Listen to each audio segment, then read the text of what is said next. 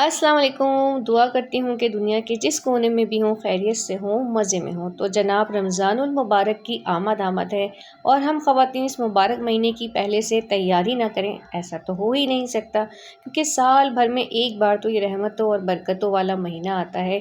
इसलिए अगर आधा काम पहले से कर लिया जाए ना, तो इबादत के लिए अच्छा ख़ासा टाइम मिल जाता है, क्योंकि रमज़ान में हम ख़वातीन का ज़्यादातर टाइम जो है वो किचन में गुज़र रहा होता है। तो जब क्लीनिंग की बात आती है तो सबसे पहले ज़रूरी होता है फ्रिज को क्लीन करना, क्योंकि इसमें ही हमने महीने भर की चीज़ों को फ्रोज़न करना होता है। और इस तरह से जब आपके फ्रिज में बर्फ़ जम जाए ना, तो फिर आपका बिजली का बिल भी ज़्यादा आता है, वो यूनिट ज़्यादा इस्तेमाल करता है। तो जब भी इस तरह की मोटी लेयर फ्रिज में आ जाए तो इस तरीके से इसको साफ़ कर लिया करें। ये बड़ा ही ज़बरदस्त और कमाल का तरीका है। ना छुरी इस्तेमाल करनी पड़ती है, ना कांटा इस्तेमाल करना होता है, क्योंकि इन चीज़ों के इस्तेमाल से अक्सर बेध्यानी में फ्रिज में ना सुराख हो जाता है, जिसकी वजह से बैठे बिठाए एक बड़ा खर्चा निकल आता है। अगर इस तरीके से आप बर्फ़ को साफ़ करते हैं तो मिनटों सेकंडों में सारी बर्फ़ खुद ही मेल्ट होकर गिर पड़ेगी, आपको कोई मेहनत नहीं करनी पड़ेगी। ये मैंने लिया है ढेर सारा पिंक सॉल्ट और उसको बर्फ़ पे अच्छी तरह से लगा दिया है। और फिर क्या क्या है कि एक स्प्रे बॉटल लेनी है और उसमें आपने नीम गर्म पानी डालना है, और जहाँ जहाँ बर्फ़ के ये कॉर्नर्स है ना, बस आपने वहाँ पर हल्का हल्का स्प्रे करके रख देना है। पहले आपने इसके स्विच बटन को ऑफ करना है, तो ही ये सारा काम करना है, या जिस दौरान आपके घर की लाइट नहीं है बस उस दौरान आप ये काम कर लीजिए। अभी तो क्या सूरत हाल है, ये जो हमारे फ्रिज का रैक है ना, ये भी बिल्कुल बर्फ़ की वजह से इसमें फंस गया है, जो किसी सूरत बाहर नहीं आ रहा था। तो मैंने मुश्किल से 10 मिनट ही दिए होंगे, नमक लगा के इस पे गर्म पानी का हल्का सा स्प्रे किया है, और ये पूरा इतना बड़ा सा फ्रोज़न बर्फ़ का जो पीस है ना, ये जाली के साथ ही बाहर आ गया है। सारी बर्फ़ खुद ही गिर गई है, मुझे किसी चीज़ का इस्तेमाल नहीं करना पड़ा। आपके पास घर में जो भी नमक मौजूद है, सस्ता सा नमक लेके ढेर सारा फ्रिज पर लगाएं, उसके ऊपर स्प्रे करें और 10 मिनट इंतज़ार करें, सारा फ्रिज आपका क्लीन हो जाएगा। तो एक बार इस तरीके को इस्तेमाल करके देखिएगा, आपकी ज़िंदगी बहुत आसान हो जाएगी। और किसी भी नोकीली चीज़ का कभी भी इस्तेमाल ना किया करें, इससे फ्रिज का बड़ा नुकसान होने का भी खतरा होता है। तो इस वक्त टमाटर की जो कीमतें हैं वो बिल्कुल गिर चुकी हैं, और ईद आते ही इसकी जो कीमतें हैं वो आसमान पर जाने वाली हैं। इससे पहले कि बहुत ज़्यादा महंगे हो जाएं, ढेर सारे टमाटर लाकर 6 महीने तक के लिए अभी महफूज कर लें। इस तरीके से ना आपके जो टमाटर हैं वो बकरा ईद तक चल जाएंगे, क्योंकि जो मैं तरीका आपको बताने वाली हूँ ना, ये कमर्शियल तरीका है। जैसा कि मार्केट में प्यूरीज मिलती हैं बगैर पानी वाली और काफ़ी लंबे अरसे तक चलती हैं, वही तरीका आज मैं आपके साथ शेयर कर रही हूँ। बस सिंपल आपने क्या करना है कि ढेर सारे टमाटर लाकर उनको अच्छी तरह से धोकर ना किसी कपड़े से या किचन टॉवल से अच्छी तरह से ड्राई कर लेना है, और फिर इस तरह से उसके स्लाइसेस करने हैं, क्योंकि बाज़-औक़ात हमें सालन में साबुत टमाटर चाहिए होते हैं और बाज़-औक़ात हमें प्यूरी डालनी होती है। तो ऐसे में आपने इस तरह से स्लाइसेस बना के ना इसको फ्रिज में रख देना है, बिल्कुल फ्रीज़ कर लेना है अच्छी तरह से। उसके बाद मैं आपको बताऊंगी कि आपने इसको स्टोर किस तरह से करना है। सेकंड तरीके में हम प्यूरी बनाने वाले हैं, और ये बिल्कुल कमर्शियल स्टाइल की मार्केट वाली प्यूरी बनेगी, जो बिल्कुल भी ख़राब नहीं होगी। आपने जितने भी टमाटर लिए ना, उसमें आपने इतना पानी डालना है कि उसमें अच्छे से ना डिप हो जाए, और फिर उसको आपने एक तेज़ बॉयल देना है। आपको लगे कि टमाटर की जो स्किन है वो खुद ही फट गई है, तो चूल्हे को बंद कर देना है और टमाटरों को ठंडा होने देना है। ठंडा होने के बाद सबसे पहला काम क्या करना है कि टमाटरों का छिलका उतारना है। टमाटरों का ये जो छिलका होता है ना, ये सेहत के लिए बहुत नुकसानदेह होता है, इसका कोई फ़ायदा नहीं होता। और जब हम साबुत टमाटर सालन में डालते हैं तो इसका छिलका यकीन माने इतना बुरा लगता है, इससे सारा टेस्ट ख़राब हो जाता है। तो उसका छिलका उतार के जब आप इसकी प्यूरी बनाएंगे ना, तो एकदम रेडिश सी प्यूरी बनेगी, ना ही उसमें पानी शामिल होगा, उसका टेस्ट ही अलग होगा। शोरबा आपका इतना ज़बरदस्त कलरफुल बनेगा ना। तो इसकी जो प्यूरी हमने बनानी है ना, उसमें पानी हरगिज़ शामिल नहीं करना है। तो थोड़ा सा जो टमाटरों का अपना पानी था, बस उसी का ही मैंने यहाँ पर इस्तेमाल किया है। और अगर ये पानी भी आपके पास नहीं होता है तो आपको उसमें कोई भी पानी डालने की ज़रूरत नहीं है। ये इतने सॉफ्ट हो चुके हैं कि जैसे ही आप मशीन चलाएंगी सारे टमाटरों की प्यूरी खुद ही से बन जाएगी। तो इस वक्त आप देख रहे हैं कि इसका जो कलर है वो थोड़ा सा ऑरेंज सा है, रेडिश नहीं है। पहली बात तो है कि हमने इसमें कोई फूड कलर नहीं डाला, क्योंकि मार्केट वाली प्यूरी में फूड कलर डाला जाता है। दूसरी बात ये कि फ्रीज़ होने के बाद ये बिल्कुल रेड हो जाएगा। अच्छा, यहाँ पर हमारे स्लाइसेस बिल्कुल अच्छी तरह से फ्रीज़ हो चुके हैं, तो उनको आपने ऐसे ही डायरेक्ट फ्रीज़ नहीं कर लेना है, बल्कि आपने अपनी ज़रूरत के मुताबिक इनके ना पैक्स बनाने हैं। पॉली बैग तो हर घर में मौजूद ही होते हैं ना, तो उसमें आपने पाव पाव वाले इस तरह के स्लाइसेस जो हैं वो स्टोर कर लेने हैं। अगर आप जिप लॉक बैग में रखते हैं ना, तो उससे क्या फ़ायदा होगा, इनमें पानी बिल्कुल भी शामिल नहीं होगा और ये लंबे अरसे तक आपके चल जाएंगे। यहाँ पर मेरे पास 2 पैकेट्स बने हैं, अभी मैंने मज़ीद और बनाकर भी रखने हैं। ये तो मैंने यहाँ पर आपको दिखाने के लिए बनाए हैं। दूसरा, जब आप इसे सालन में डालेंगे तो ये जल्दी से मेल्ट भी हो जाएंगे। यहाँ मुझे सब्ज़ी की भुजिया बनानी थी, तो मैंने उसमें इसको डाला है और इसके जो छिलका है वो खुद ही रिमूव आउट हो गया है। मुझे कोई मेहनत नहीं करनी पड़ी और ये बिल्कुल मिक्स हो गया था प्याज के साथ। तो एक बार इस तरीके को ट्राई करके देखिएगा।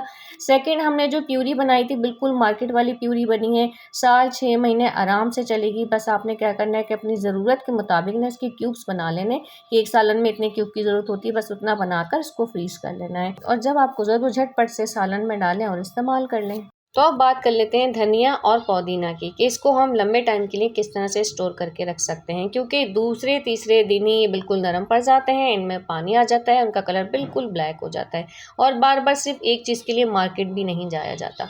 तो इसका मैं बड़ा ज़बरदस्त आपको तरीका बता रही हूँ। सबसे पहले आपने क्या करना है कि धनिया लेके ना उसको कम से कम 20-25 मिनट इसी तरह से आपने फैला कर ना बाहर रख देना है किसी भी जाली पर ना। इससे क्या होगा, इसका जितना भी इजाफी पानी होगा ना वो सारा निकल जाएगा, क्योंकि उसी पानी की वजह से ये जल्दी से ख़राब भी हो जाता है, गल जाता है। और फिर जो इसकी डंडियाँ हैं ना एंड वाली, उनको आपने कट कर देना है और जितने भी इसमें ऐसे पत्ते हैं जो ख़राब हो रहे हैं, जिनका कलर डार्क हो रहा है, उन पत्तों को आपने इसमें से रिमूव आउट कर लेना है, क्योंकि उसकी वजह से क्या होता है कि बाकी का जो धनिया है ना वो भी ख़राब होने लगता है। तो सिर्फ हरा हरा ताज़ा धनिया आपने लेना है और फिर इस तरह के जो कपड़े वाले बैग होते हैं ना उसमें आपको स्टोर करना है। आपने देखा होगा कि सब्ज़ी वाले भी जो हैं वो धनिया पुदीना को वो जो टाट का कपड़ा होता है गीला करके उसमें रखते हैं, कितना फ्रेश रहता है उनका धनिया पुदीना। खैर, हमने कपड़े को यहाँ गीला नहीं करना है क्योंकि हमने लंबे टाइम के लिए इसको स्टोर करना है। तो मेरे पास एक बैग पड़ा हुआ था कपड़े का, उसको मैंने कट किया है और इस तरह से 3 पोर्शन में धनिया को स्टोर करके इसको एक बैग में डाल दिया है। अब मैं इसको वेजिटेबल बास्केट में रखूंगी। 15 दिन तक के लिए धनिया हमारा आराम से चल जाएगा, ख़राब नहीं होगा। बस जब भी आपने इस्तेमाल करना हो एहतियात से थोड़ा सा निकाल लें, सारा धनिया खोलने की ज़रूरत नहीं है। लेकिन आप पुदीने को जब भी फ्रिज में रखेंगे ना तो यकीन माने ये काला भी पड़ेगा और ख़राब भी होगा, क्योंकि ये लॉन्ग लास्टिंग ना चल नहीं सकता और इसकी तासीर बहुत ठंडी होती है। तो रमज़ान में अपने जूसेस में इसका पाउडर लाजमी शामिल किया करें। तो सबसे पहले क्या करना है, पुदीने को उसकी डंडियों से रिमूव आउट कर लेना है। हम इसको डंडियों के साथ स्टोर नहीं करेंगे और उसमें मिट्टी भी बहुत ज़्यादा होती है, तो उसको थोड़े से पानी में ना डिप करके रख देना है ताकि इसकी जो मिट्टी वगैरह है वो भी निकल जाए। दूसरा क्या होगा कि इसके पत्ते भी पानी में जाकर ना मज़ीद खिल जाएंगे। हाँ, इसके अंदर जो भी काले या पीले पत्ते हैं, जो पुदीना ख़राब हो रहा है वो ज़रूर निकाल दीजिएगा, वरना उसकी वजह से हमारा सारा पुदीना ख़राब हो जाएगा। उसके बाद आपने इसको रूम टेम्परेचर पर या अपने फ्रिज के ऊपर ना 2-3 दिन रखना है, ये खुद ही सूख जाएगा। धूप में ड्राई मत करिएगा वरना बिल्कुल काला पड़ जाएगा। अब मेरे पास पहले से जो स्टोर था उसमें मैं इसको डालकर रख रही हूँ। तो मेरे पास इस तरीके से पुदीना एनी टाइम मौजूद होता है और इसका जायका भी बड़ा खुलकर और बहुत अच्छा सा आता है, खुशबू बहुत प्यारी आती है और मैं इसको पाउडर फॉर्म में इस्तेमाल करती हूँ। किसी भी जूसेस में डाल लिया, सालन के ऊपर गार्निश कर लिया, इतनी प्यारी खुशबू आती है और 6 महीने तक आराम से पुदीना इस्तेमाल में आता रहता है, बार बार लाने की ज़रूरत भी नहीं पड़ती है। तो आप भी हरी मिर्चों को ऐसे ही डायरेक्ट अपने फ्रिज में स्टोर कर लेते हैं, क्योंकि इनकी जो डंडियाँ हैं ना अगर आप इनको रिमूव आउट नहीं करते हैं तो उसकी वजह से क्या होता है कि पहले डंडियाँ काली पड़ती हैं, फिर पूरी मिर्च ख़राब हो जाती है। इस तरीके से पूरा महीना आपकी मिर्चें चल सकती हैं। बस आपने क्या करना है कि पहले मिर्चों को अच्छी तरह से धोना है, उनकी सारी मिट्टी आपने साफ़ करनी है और जितनी भी डंडियाँ हैं सबको रिमूव आउट कर लेना है। फिर इनको हमने धोया है तो ये गीली भी हो रही हैं, इसमें एक्सेस पानी भी मौजूद है, वो सारा आपने निकाल लेना है और किसी भी किचन टॉवल से या किसी कपड़े से ना को बहुत अच्छी तरह से साफ़ करना है। नमी इसके अंदर ज़रा सी भी नहीं रहनी चाहिए।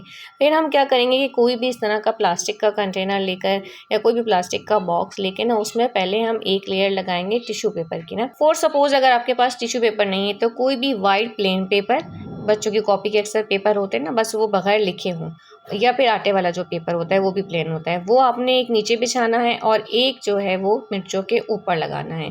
जो भी नमी मिर्चों में पैदा होगी वो दोनों टिश्यू पेपर में एब्जॉर्ब होती चली जाएगी। हमारी मिर्चें लंबे अरसे तक चलेंगी, बिल्कुल फ्रेश रहेंगी, इनका कलर भी चेंज नहीं होगा। अब यहाँ पर आपके साथ शेयर करनी है एक बहुत ही लजीज सी और लंबे टाइम तक चलने वाली मज़ेदार सी चटनी, जिसको आप दाल चना पे, दही बड़ों पे इस्तेमाल कर सकते हैं और इसका टेस्ट बहुत मज़ेदार सा होता है। और जिस तरह से मार्ट में महंगे महंगे इमली की चटनी के जार मिल रहे होते हैं ना, ये उससे भी ज़्यादा लजीज बनने वाली, क्योंकि इसके अंदर इंग्रेडिएंट्स ही इतने मज़ेदार से जाएंगे। सबसे पहले मैंने ये 2 पैकेट्स लिए थे इमली के और इसके लिए आपने डार्क वाली इमली का इस्तेमाल नहीं करना, लाइट ब्राउन वाली इमली लेनी है। और ये 50-50 के पैकेट्स मुझे मिले थे तो ये 100 रुपीज़ की मेरे पास टोटल आई है और ये इतनी लंबी चलती है, रमज़ान के बाद भी ना मेरे पास ये 3 महीने मज़ीद पड़ी रहती है, बिल्कुल भी ख़राब नहीं होती। तो आपने इसको इस तरह से ना साफ़ पीने वाले पानी में डालकर और फ़ॉक की हेल्प से ना पूरी इमली को ना खोल देना है। खोलने के बाद आपने इसको 2-3 घंटे ऐसे ही छोड़ देना है। तो इससे क्या होगा कि हमारी जो इमली है ना वो सारी अच्छी तरह से फूल कर नरम हो जाएगी। बस एक काम यहाँ पर थोड़ा-सा आपने मेहनत वाला करना है, वो ये कि इसके सारे बीज रिमूव आउट कर लेने हैं और इन बीजों को बिल्कुल भी नहीं फेंकना है, बल्कि इनको क्या करना है कि आपने ड्राई करके अपने किचन में ही रख लेना है। जब भी आप कोई काम कर रहे हैं तो साथ ही साथ इनके ऊपर आप कोई भी तस्बीहात पढ़ सकते हैं। एक बार उसकी काउंटिंग कर लीजिए कितने हैं, फिर जो भी आपने तस्बीहात पढ़नी हो वो इन बीजों के ऊपर आप आराम से पढ़ सकते हैं। काम भी चलता रहेगा साथ में और सवाब भी मिलता रहेगा। तो इमली के जो चंक्स आपको नज़र आ रहे हैं ना, आगे जाके बिल्कुल भी नज़र नहीं आएंगे। ये एकदम फाइन चटनी बनने वाली है। सबसे पहले मैंने इसमें 1 चाय वाला चमचा हल्दी का डाला है, 2 पिंच इसके अंदर डाला है काला नमक, 1 चाय वाला चमचा पिसी हुई लाल मिर्च और ये जो ढेर सारा पाउडर इसमें जा रहा है ये 2 चम्मच के बराबर है और ये है सौंठ का पाउडर, इसको अदरक का पाउडर भी कहते हैं ना। आपने इसी पाउडर का इस्तेमाल करना है, इससे इसका जायका बिल्कुल खुल जाएगा और बहुत मज़ेदार सा टेस्ट आएगा। और आधा चाय वाला चमचा काली मिर्च का मैं इसमें डाल रही हूँ। लास्ट में मैं इसमें आधा चाय वाला चमचा डालूंगी अजवाइन का। और जो हमने अपना पुदीना ड्राई किया है उसका अच्छी तरह से चूरा बनाकर 1 मुट्ठी आप इसमें डाल देंगे और इसको मीठा करने के लिए हम इस्तेमाल करेंगे गुड़ का। इससे ये बहुत ज़्यादा हेल्दी भी हो जाएगी और बहुत मज़ेदार सी भी हो जाएगी। अगर आपके पास गुड़ नहीं है तो फिर आप चीनी का इस्तेमाल कर लीजिएगा। अब हम इसको बिल्कुल लो फ्लेम पर हल्की सी आंच पर इसको हम रखेंगे पकाने के लिए। पकाना कितना है कि सारा गुड़ इसमें मिक्स हो जाए, इसका कलर थोड़ा सा डार्क हो जाए और ये थोड़ी सी ना थिक हो जाए और जितने भी मसाले हमने इसमें डाले हैं ना वो उसमें नज़र ना आए, वो सब अच्छी तरह से मिक्स हो जाए। तो ये बिल्कुल गाढ़ी सी भी हो गई है, थिक सा भी हो गया है। अब इसके अंदर चंक्स मौजूद हैं, ये हमें नहीं चाहिए, हमने इसको मार्केट स्टाइल में बनाना है, एकदम फाइन चटनी मज़ेदार सी। बस दही बड़ों पर डालें और खा लें। अब देख लेते हैं कि इसको स्टोर कैसे करना है। तो मेरे पास है चिली सॉस और सोया सॉस की खाली बॉटल्स, जिन्हें मैं बिल्कुल भी नहीं फेंकती, रीयूज़ कर लेती हूँ क्योंकि इनके जो कैप होते हैं वो बड़े ज़बरदस्त से होते हैं। इससे चटनी जब निकालते हैं ना तो फिर बहुत अच्छे से निकलती है। इसमें आप केचप को भी स्टोर करके रख सकते हैं। तो ये 3 बॉटल्स तैयार हुई हैं 100 रुपीज़ में। देखें अगर आपके यहाँ लाइट जाती है तो जितनी आपको 15 रमज़ान तक के लिए चाहिए उतनी आप नीचे फ्रिज में रखेंगे और बाकी के एक्स्ट्रा जो बॉटल्स हैं वो आप ऊपर फ्रिज में रखेंगे। ये बिल्कुल भी ना फ्रीज़ होती है ना इनमें बर्फ़ जमती है, ऐसी लिक्विड भी रहती हैं और ख़राब भी नहीं होती। सो डियर्स, वीडियो हो गई काफ़ी लंबी और मटरों को पूरा 1 साल तक फ्रीज करने की वीडियो मैं अपलोड कर चुकी हूँ। उसका यहाँ लास्ट में लिंक भी लगा रही हूँ। वीडियो पसंद आई हो तो लाइक सब्सक्राइब करना हरगिज़ मत भूलिएगा। अपने प्यारों के साथ भी शेयर कर दीजिएगा। इजाज़त दीजिए, अल्लाह हाफ़िज़।